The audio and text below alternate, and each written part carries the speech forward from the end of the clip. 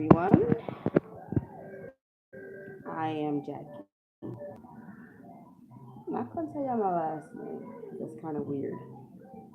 But let me tell y'all my experience with a hospital located in Michigan. Okay, let me take my glasses off for this because I will be getting emotional. Okay, so I have four kids. I have three girls and a boy, and a boy, and okay, I have my only son. Back in 2014, he was about one and a half, and he had got sick with croup. He couldn't breathe, so we took him to the hospital, and they gave him some antibiotics and gave him a breathing treatment and sent him home. So I'm like, yay, no, he's gonna get better. Okay, I'm gonna put my glasses back on because I can't see. I just hate my glasses, y'all. Okay, so he came home and everything, but then it started happening again. So I'm like, oh no, I'm taking him back to the hospital. So I took him back to the hospital, and they was like, he has a narrow airway. So I'm like, a narrow airway. I was like, okay. And then there was tracheostomy. So I'm like, what's that? And it was like a tube in his throat. It's gonna help him breathe and everything, but he won't be able to talk. So sure enough, I cried. I'm like, damn, like tube in my baby's throat. But me being a mom, I was thinking that was the best thing for him. So I said, okay, sir. So they did the procedure at like 8 in the morning, July 25th, 2014. And the procedure went great.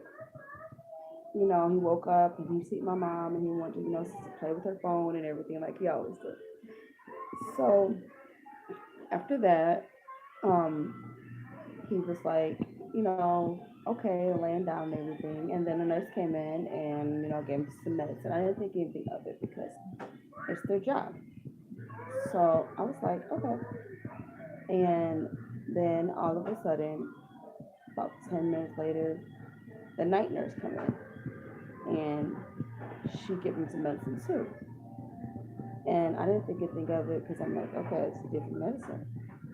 So I'm just laying on the bed, kind of like leaning on the bed next to him, holding his hand. And all of a sudden, I'm looking at his oxygen, on the machine, and it started to go down. It was like 90, 90. It was like 89 and 88, 87, 86. And I'm like, oh, it's going down pretty fast. So I told the night nurse, I'm like, why is the oxygen going down so fast? Um, she says, oh, well, when it gets to 70, that's critical, but sometimes it just goes down, because he's sedated. So I said, I'm still looking at the oxygen.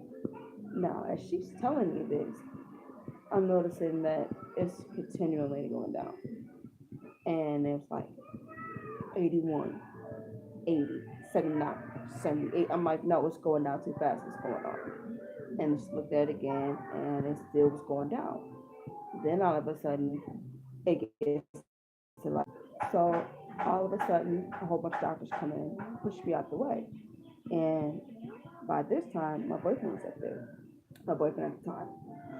And I'm like holding on to him. And I'm like, what's going on? And then all of a sudden, I hear a flat line. It just went. So I'm like, oh my God, my son just died. So I take off running and I'm running the next room and I'm like, oh my God, my son just died. My son just died. So I call my mom and I'm like, Mom, TJ just died. He just died. He just died. And she's like, oh my God. I'm like, oh my God. I'm like crying. I'm like, he just died. He died. So I'm on my knees crying my eyeballs out, trying to figure out jump out of a window because I was going to commit suicide. So I'm looking around trying to find somewhere to kill myself at. But at the same time, I'm still like crying. I'm in disbelief. I'm like, this is just not happening. So I'm like, God, I got on my hands and knees and I'm like, God, please bring him back. I don't care how you bring him back, just bring him back. I don't care what condition he's in. I'm gonna take care of him. Please, God, bring him back. Please bring him back. And I'm on my hands and knees and I'm just crying and bawling my eyeballs out. And all of a sudden I got up and I run back in there. I'm like, my baby needs me. I can't, no, I'm not letting him go. And I go to the room and they're still working on him. And then all of a sudden the flatline stopped. Now I'm thinking that, they took all the stuff off him and they're gonna take him down to the morgue. So I'm holding on to my baby. I'm like, oh my God, he's dead, he's dead, he's dead. And then all of a sudden he says, we have a pulse. And the flatline was going on for about 4 minutes. I'm like, what? And it was like, and I looked at the meter far away and I see, the oxygen's going up to 30, 30, a few minutes later, 40, and then 50. And then when he got to like 91, they let me come back in there. And when I came back in there, he was laying on the bed, looking so peaceful. And he opened his eyes and he had a blank stare to him, as if he didn't know who I was. So I'm just looking like, hi TJ, and I'm like crying and like, hi baby, I'm so happy that you're back. And so he turned around and he turned his head and looked at me with no expression behind it. And a mother knows when something's wrong. So I looked and I'm like, what's wrong with him? Why does he look like that? And the doctor was just like, can I talk to the parents, in my office? So, hi, baby, my niece. So I go in and I'm like, she's like, you want to sit down? I'm like, I don't want to sit down. You need to tell me what's wrong with my son and what happened. And she was like, we don't know what's happened. And we're going to run drug tests and we're going to run an MRI to see what's going on in his brain. But we do know he has damage to his brain because he lost oxygen in his brain because he was dead for 4 minutes. At this point, I bust out crying again. And then I just get so mad and I wanted to hurt her. But I'm like, I know I'm going to go to jail. So she was like, well, he's going to be stable and we're going to run these tests. And then by 7 in the morning, we'll let you know. So at this point, it was about 8.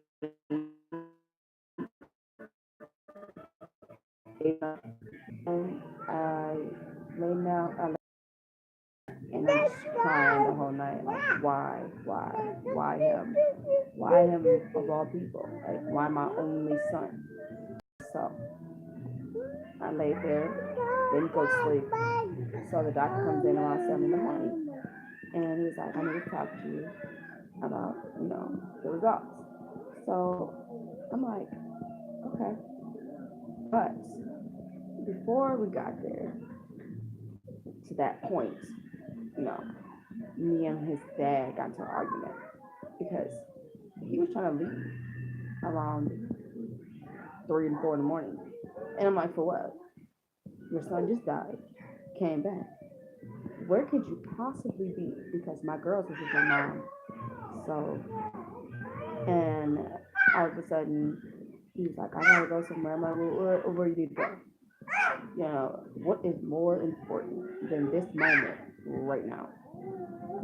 So, he leaves around 6. in the morning. And I'm cussing them out like, don't fucking come back. Like, you're a piece of shit. So I did, walked in there in the office of the doctor.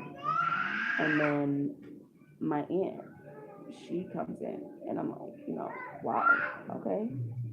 So we're sitting down and the doctor tells me your son brain has lost more than 60% oxygen. So therefore, more than 60% of his brain is damaged and it cannot be repaired. So I was in shock and I was just so mad and I just busted out crying as usual. And then as she said that, I look at my phone and I see a text from his dad saying, oh, I'm gonna come and get my shit from you in a minute. And I text him like, all right, I tell him what the doctor said. So then all of a sudden, and I got the drug test back. And when they did the procedure, he was given like fentanyl. And all of a sudden, they tell me that he had double the amount of fentanyl in his body. And fentanyl is a very, very strong drug. It's gotta be the number one strongest drug, opiate in the world. So at that point, all I smell is lawsuit. So, and he said if the day nurse would have put it on the board of the meds that she had gave him, the night nurse wouldn't have came in and gave him another dose. So I was so mad. I was so mad. And I just cried. I was like, this is a nightmare. So they told me that they needed to have him stay in the hospital for a couple of months. They needed to figure out what they need to do and everything. Oh, and before they told me that, they told me that he has severe nerve damage and he had developed cerebral palsy.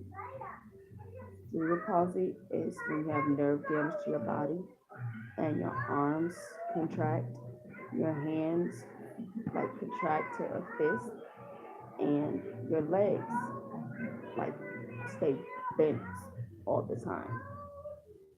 And now my son can't walk, can't talk. He lost memory.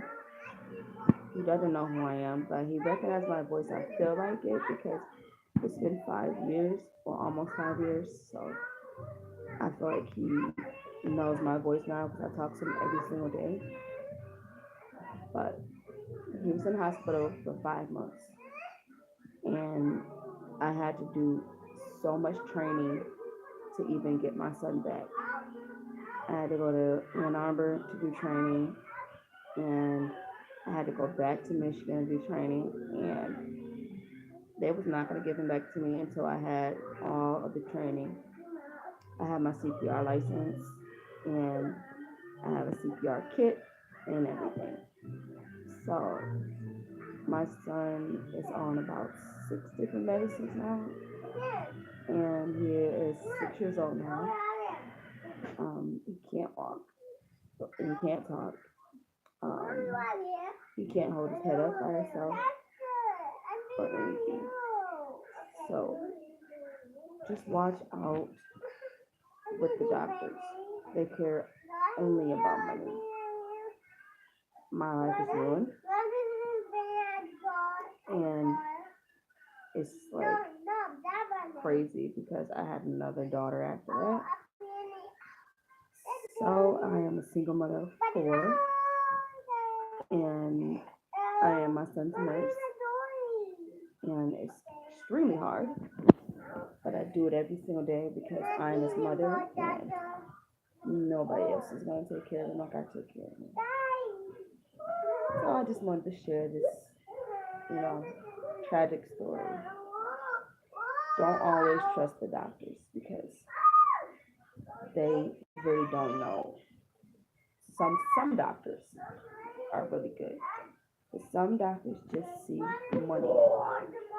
So always, if you feel like it's not a good choice for your kid, don't do it. Unless it's something that's very, very serious, like a heart transplant or something that's to do with their brain or something like that. But I felt like my son could do without the trach. He was 1.5 when he went there, and he was walking and talking and playing. Now my son would never have a normal life. I would never have a normal life. But there's a little silver lining. I am in the process of suing Sparrow, and I will be awarded $8 million next year. It seems so far away, but I know it's coming up. I know his blessing is coming, and he's going to be so well taken care of and have everything he needs. So, trying to cry. Always remember, take a second guess for, you say yes to any procedure. Always a second opinion. Second opinions count. Okay, I'm done now. Bye.